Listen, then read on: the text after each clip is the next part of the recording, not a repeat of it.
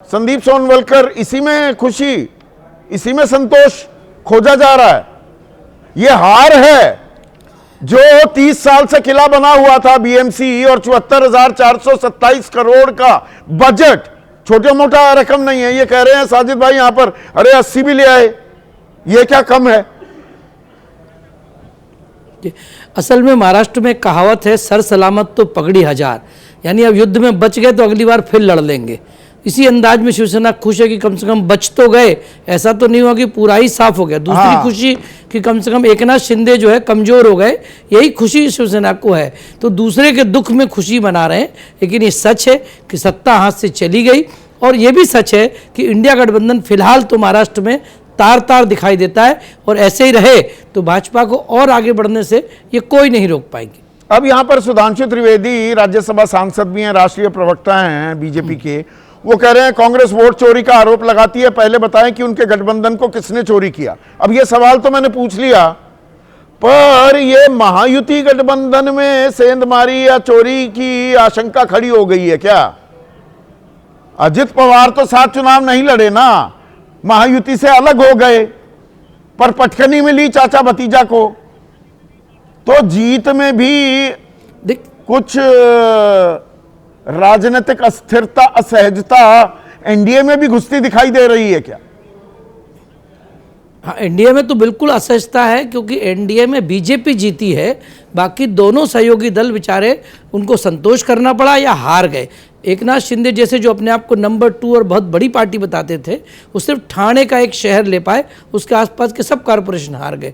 अजीत दादा का हाल और बुरा हुआ, एक भी कॉरपोरेशन नहीं मिला।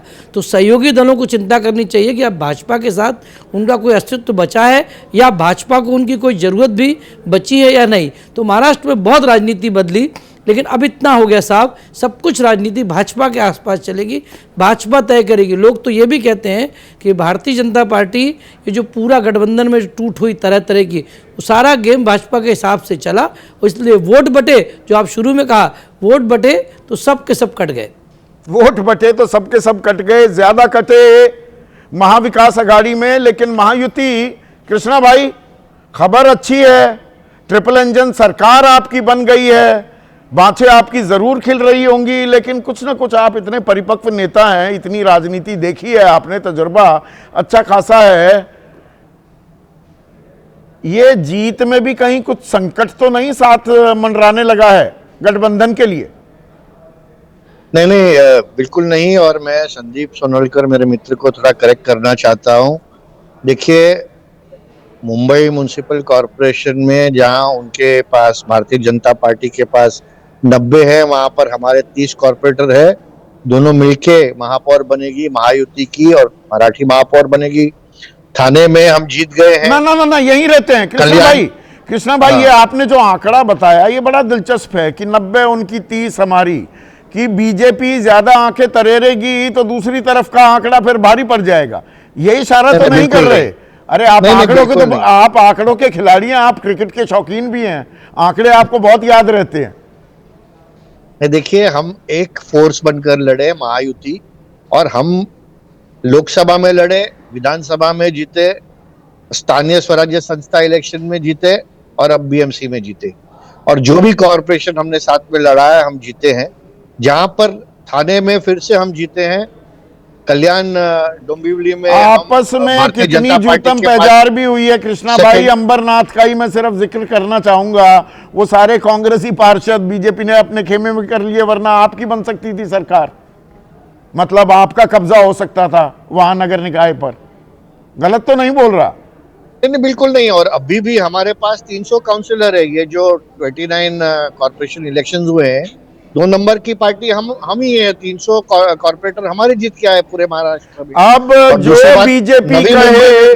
जो बीजेपी कहे वही सही वाली कहानी हो जाएगी क्या? अब बीजेपी, देखिए, पहले तो एकनाथ शिंदे ही मुख्यमंत्री होंगे, उनके नेतृत्व में चुनाव लड़ा जा रहा है, ये बताती रही बीजेपी। बाद में चोरी बड़ी आसानी से उनको कह दिया भाई अब आप उप मुख्यमंत्री बनो। अब बीजेपी और ज्यादा डोमिनेट करती दिखेगी क्या? जो बीजेपी कहे वही सही होने वाला है क्या अब महायुति में? देखिए, भारतीय जनता पार्टी पहले भी उनका एमएलए का आंकड़ा हमारे से ज्यादा था, 130 कुछ था, और फिर भी एकनाथ शिंदे जी मुख्यमंत्री बने। उसके बाद फिर से हमारी इलेक्शन हुई, उनका आंकड़ा ज्यादा था। देवेंद्र फडणवीस जी मुख्यमंत्री बने, हमारे एकनाथ शिंदे जी उप मुख्यमंत्री बने। पहले जो एयरक्राफ्ट का पायलट थे वो एकनाथ शिंदे जी थे, को पायलट देवेंद्र फडणवीस जी थे। आज जो पायलट है वो देवेंद्र फडणवीस जी है, को पायलट अभी भी एकनाथ शिंदे जी है। और हमारा एयरक्राफ्ट स्पीड में चल रहा है, एयरक्राफ्ट ट्रिपल स्पीड इंजन में की चल रहा है, सरकार हमारी चल रही है। तो एयरक्राफ्ट स्पीड में चल रहा है या बिल्कुल, एक इंजन में कुछ गड़बड़ी के संकेत भी मिल रहे हैं?